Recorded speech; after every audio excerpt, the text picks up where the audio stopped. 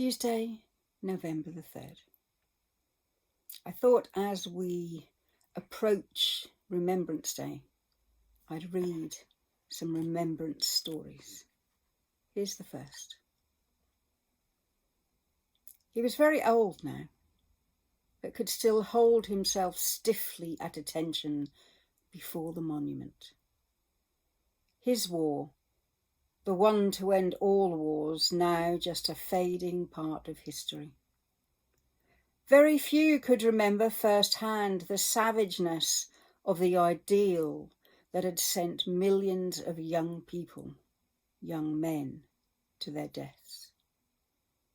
Cannon fodder, they'd called them, sent before the guns to be mown down, blown apart by chunks of metal which had decimated their frail bodies. The cream of a generation almost wiped out. He was haunted by their faces, the faces of boys he'd had to order into battle, the ones who'd never come back. Yet one nameless ghost was able to bring a measure of comfort to his tormented mind.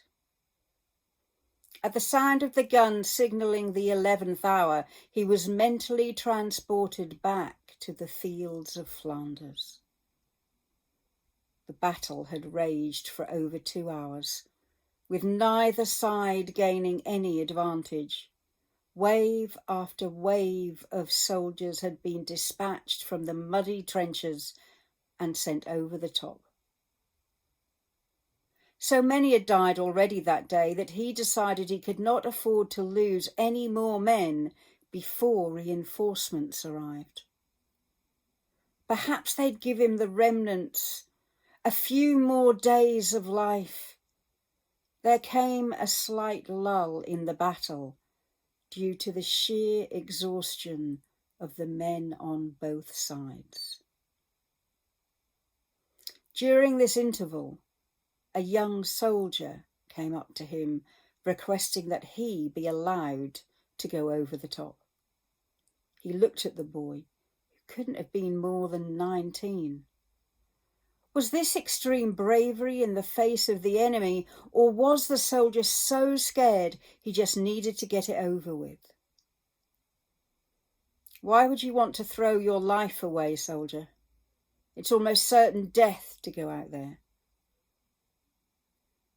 My best friend went out over an hour ago, Captain, and he hasn't come back. I know my friend must be hurt and calling for me. I must go to him, sir. I must. There were tears in the boy's eyes. It was as if this were the most important thing in the world to him. Soldier, I'm sorry, but your friend is probably dead.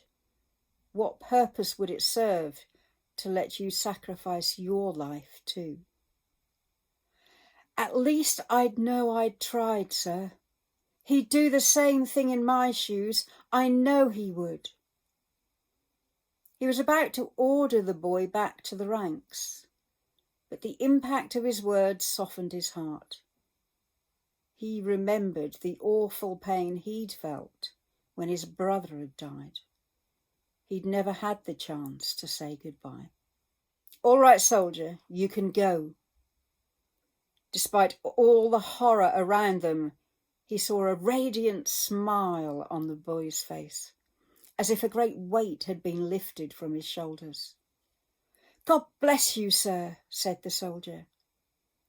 It was a long time before the guns fell silent for the last time, and each side was allowed to gather their dead and wounded. The captain remembered the young soldier. He looked through the many piles of bodies, young men, so many to give an unreal quality to the scene before him. When he came to the makeshift hospital, he looked carefully through the casualties. He soon found himself before the prone body of the soldier, alive but severely wounded. He knelt down beside the young man and gently laid a hand on his shoulder. I'm so sorry, son. I knew I was wrong to let you go. Oh, no, sir. I'm glad you did, and I'm glad you're here now so I can thank you. You see, sir, I found my friend. He was badly wounded, but I was able to comfort him right to the end. As I held him, dying in my arms, he looked me in the eyes and said, I knew you'd come.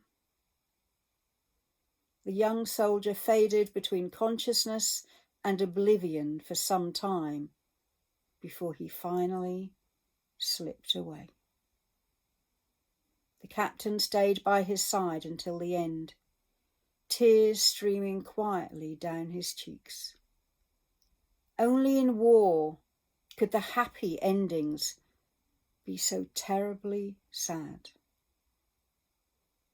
As the bugle sounded taps, the old captain envisioned once again the young soldier's face. Looking up, he could almost hear the stone monument calling out to him, I knew you'd come. It was that last phrase that made me read this particular story. I knew you'd come.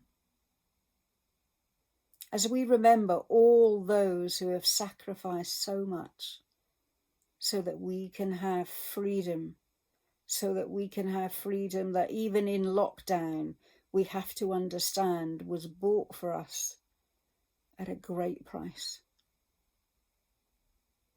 It made me think of the confidence of that relationship.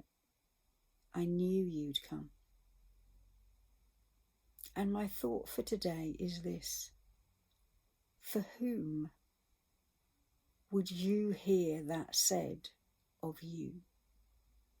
Who is it that in their most pressing need would look you in the eye and say, I knew you'd come? And who would you say it to? Maybe it's a good time to thank them. Maybe it's a good time to think about being that person more often.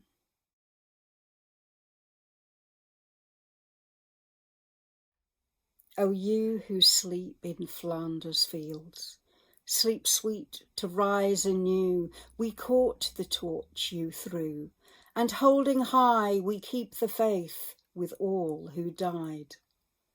We cherish too the poppy red that grows on fields where valour led. It seems to signal to the skies that blood of heroes never dies, but lends a lustre to the red of the flower that blooms above the dead in Flanders fields. And now the torch and poppy red we wear in honour of our dead.